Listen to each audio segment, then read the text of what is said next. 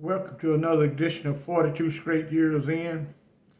I'm a crackhead update. I was coming back from my speaking engagement.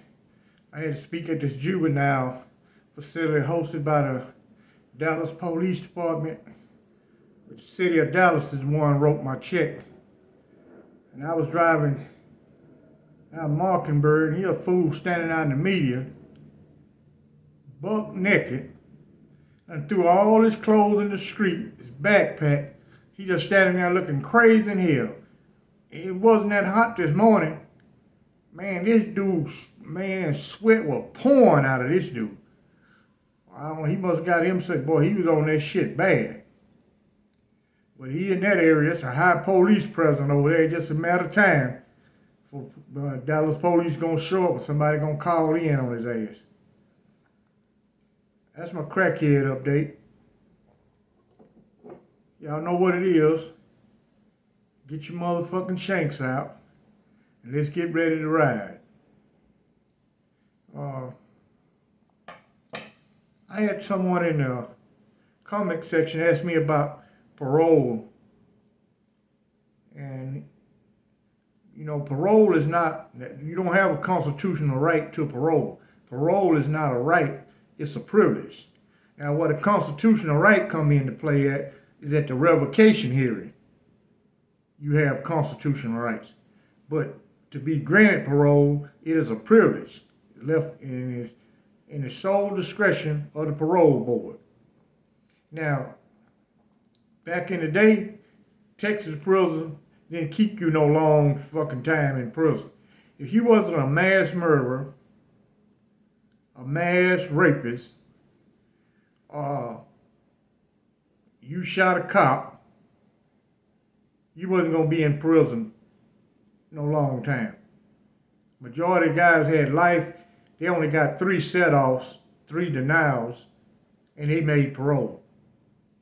Now with this modern parole board, it's political. Hell, no one want to be responsible because so many guys getting released on parole, they get out and do some dumb shit. The first thing the public gonna holler is, who the hell let this man out of prison? They can easily backtrack and see who was on that parole panel and voted for his release. So none of them don't want to be responsible. They didn't heard all the games.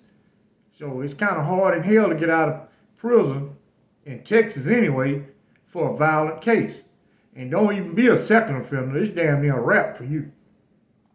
Now, I used to talk to parole officers one-on-one because I work in the warden office. And the parole office is in the same building. So occasionally they just sitting in their office.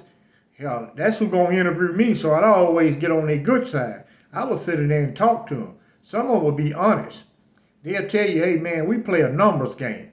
We got to let so many guys out because they got guys backed up in the county jail. Right now, Dallas probably got 3,000 inmates who already got their time. There's no room in the prison system. Houston probably got 5,000 or 6,000. We ain't counting all these other small counties in Texas that's backed up, waiting on a bed to open up in the prison system. Now he was honest. He said, man, if you damn near got 20 years and below, it's a possibility you would do every day of it. Every day of it. So you can participate in all them programs, vocational trades, all that shit is for self-improvement. You got to rehabilitate yourself. No prison don't rehabilitate you. They got all these programs. They tell the public that to keep the money coming in. But nobody encourages you in prison to take a vocational trade or enroll in college or to get your GED. That's at your discretion whether you want to do it or not. If you want self-improvement or you some guy trying to make it on the outside, you know, you need all them vocations. You know, whenever the prisons open back up, when I go in to speak, that's one of the things I'm going to tell the guys, man, take every vocational trade these motherfuckers got to offer you. So you be well-rounded with a skill set when you release. So if you get denied for this welding job, you say, oh, well, I got diesel mechanics. Okay, diesel mechanics don't turn out, well, I'm an electrician. If that don't turn out, well, I know how to repair small engines. That don't work, I know how to do auto body work. You be well-rounded where you can survive out here.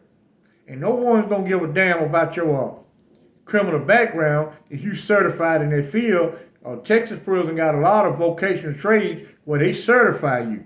So when you leave prison, you will be certified. And that vocational certificate don't have nothing on it about prison. It's nothing wrote on there. It have, if you in an academic vocational trade, it'll say Windham School District. Who on the outside know what the fuck Windham School District is? If you taking a college trade, it'll say Lee College, or Blinn College, or U of H University. That's what it says. It don't have no prison address. It got U of H address on it. So they'll never know you've been to prison unless you tell them you've been to prison. You know, that's for the people who gonna try to make it. And if you're gonna try to sell drugs and do whatever you do, well, just do you and don't even worry about it. You need to be in the damn law library studying the damn penal code so you know at least when these detectives talk to you, you know what to say that can benefit you and not hurt you. There's certain things you can say and turn that assault, a felony assault, into a misdemeanor assault if you understand the penal code. But most of the guys think they so fucking slick until they get caught up, and their favorite excuse is, I got caught up, or I was too young, I didn't know. Most of them don't even try, or they just straight up don't give a fuck. And nobody gives a fuck about you being in prison. These people out here enjoying themselves. They ain't thinking about no motherfucking no prison. Every now and then, somebody bring up a guy's name, one of their relatives or their homeboys, he's soon forgotten. You've been locked up 10, 15 years. Ain't nobody out here thinking about your ass. Occasionally, your family, or you know, if you writing them all the time, they might say, well, I got a letter from so-and-so, so-and-so. But overall, nobody gives a fuck. Everybody trying to live their life. Hell, it's a struggle out here. There's no free clothes. They don't wake you up early in the morning. Come on, man, let's go eat breakfast. You need some clean sheets. You better get up and come get some clean. There ain't nobody out here do that shit. You don't go to the laundry, or you ain't got to wash and dry. You sleep on dirty, stinking ass sheets. Or you won't have no clothes to wear if you don't wash them. If you ain't got no fucking money, you can't buy no clothes. Everything on the outside, even in the inside, concerns money. In a lack thereof, I feel sorry for your ass. A person's favorite pastime out here on the outside should be trying to get out of poverty or stop hovering right at the poverty line. Most people, that's where they're at. They just think they're doing good. They doing so damn bad until they think they're doing good. And they living in poverty like a motherfucker. They not doing good at all. Let something drastic happen in your life where you need instant cash money and see if that debit card can get it out that ATM machine. All right, I just had a guy contact me. He was a guard at the Stiles Unit. You know, I got a warden on here for a subscriber. I got a prison major. I got a lieutenant. I got a sergeant. I got several correctional officers for subscribers. Now, I'm going to go to the Stiles Unit.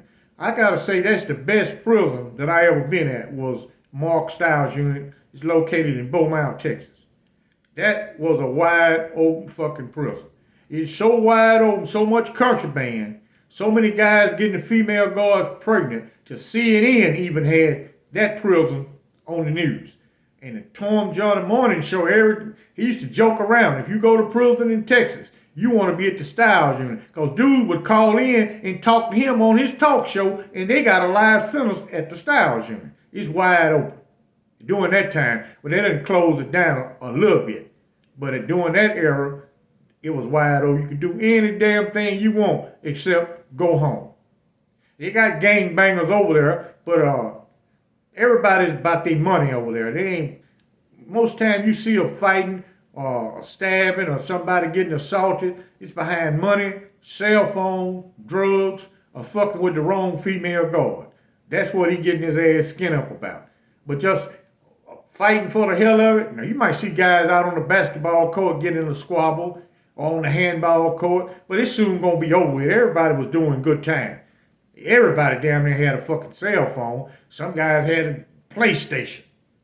Well, anyway, Larry Gist State Jail is right across the street from the Stiles Unit. And when you fuck up over at that state jail, they'll send your ass over to the prison where the big boys hang out at. You ain't in no state jail no more. They gonna send you where the big boys at. And they shipped this fool over there. He done fucked up over at Larry Gist. Man, this is the ugliest motherfucking Negro I ever seen in my damn life.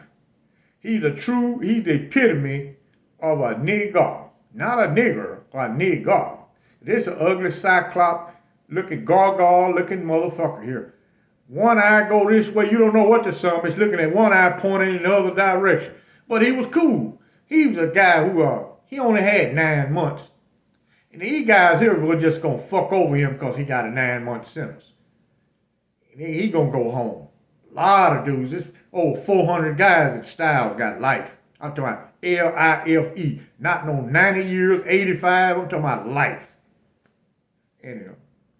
But this guy had a policy, because it's a wide open unit. Everybody got dudes who smoke weed, they got plenty of blunts. Dudes smoke crack, he got crack. Guys want meth, they got meth. Whatever you want there, you can get it for a price. Everything costs money.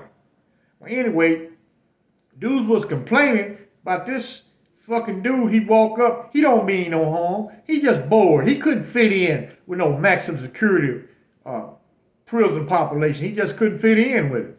He ain't never did no violent shit on the outside. Got a bullshit 9-month sentence. Guys was complaining about him looking in their cell. That's a no-no in prison. You do not go around looking in people's fucking cell. You don't do that. So one day guys say, man, we're gonna run court on this dude. They just fucking with him. So they called him down and said, say, come here, Cockeye. Walk there, yeah, Mr. Man. Say, man, we finna take your ass to court, man. What did I do, man? Don't worry about it. We finna take your ass to court. So they just really having fun. A lot of dudes drunk in the motherfucker. They high as hell. So a guy came up and read the indictment. He said, man, every motherfucking day you up on 3 row looking in people's cell. He just be bored just walking and looking. Guess he get tired of watching TV or looking at them play cards or shoot dice. He say, fuck it. He just walking around looking. He said, man, every day you come up here looking in my goddamn cell. You don't even live on 3 row. You live on 2 row. What the fuck you doing on 3 row? He said, oh, man, I don't mean no harm, man. Dude feel sorry for the dude. He really all right dude. And so they just bullshit around with it. I'd be damned when the court was over with, they gave him a probation. 5 minutes later, he was up on 3 row. Say, man, let me hit that blunt, man. Dude said, how the fuck you know I got a blunt? He said, man, I can smell it. So dude let him hit it. He go on down to another dude's cell. Say, man, that's your wife on that picture right there? Well, this dude was a motherfucker. So one day, he up there rambling around on 3 row. It was a dude in the shower fucking. And Cockeye don't know if this a woman or a man. He assume it's a woman. The shower got a door on it. So he up there peeking through the crack with that big eye of his. I'm telling you, this motherfucker got one big old giant eye. On that right side, that's a big giant eye. There's a small eye on the other side. That motherfucker go that way. So, dude, he say, man, the lady, he up there, they fucking, and he outside the door looking at him, and he jacking off. So the lady in the picket flashed the lights and got on the PA system and said, hey, you up on 3 row masturbating. Bring your fuck ass down and sit in this day room. So he come flying off the 3 row, running like a motherfucker. He said, say, man, they fucking like a motherfucker in that 3 row shower, man. I was keeping up with them motherfuckers stroke for stroke. Stroke for stroke. I was keeping up with them, man. I was keeping up with they goddamn, man. They fucking up in there, man. They ain't never seen no shit like this before. So later on, the dude came out. He come down with his gym shorts on. He mad at the motherfucker. He said, say, man, we got to do something about this motherfucker. He said, man, I was up there fucking my boy. He said, I looked through the shower door. I see this big old eye looking. He said, first I thought it was a guard. I just come from closed custody. I was going to tell the guard, hey, man, we just wrestling in here, man. Ain't nothing going on. He said, man, I didn't want to go back to closed custody. He said, I look and I look again. It's this cockeyed son of a bitch here peeping through the crack. They used to say, man, the fuck you looking in the shower while I'm in the shower? So I said, no, man, you ain't gonna, don't even fuck with Cockeye. Man, dude is a peaceful dude, man. Just a dude caught a goddamn case.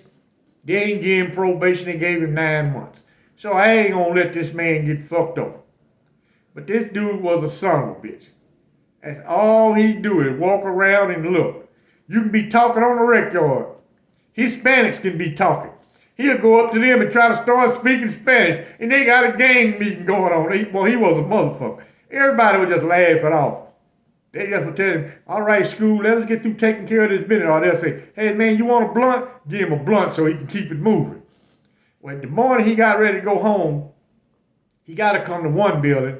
That's where they put everybody at who's going on the outside chain. They got a cage they lock you in. He shook hands with me, told me the same old lie that I've been hearing down through the years. Man, I'm gonna write you. I'm looking at this fool. You ain't asked me for my name. You ain't know my damn name in prison number. I just listen at that shit. Man, I just helped you out on the script, dude. You don't owe me a motherfucking thing. Go on outside and live your motherfucking life. I'm gonna be all right in here. All right, y'all know what it is. They got 48 hours before them checks come in to get them goddamn crazy checks. It's gonna be on and popping around this motherfucker. Y'all support me over on Patreon. Check me out on Diamond Stone TV. Give him a sub.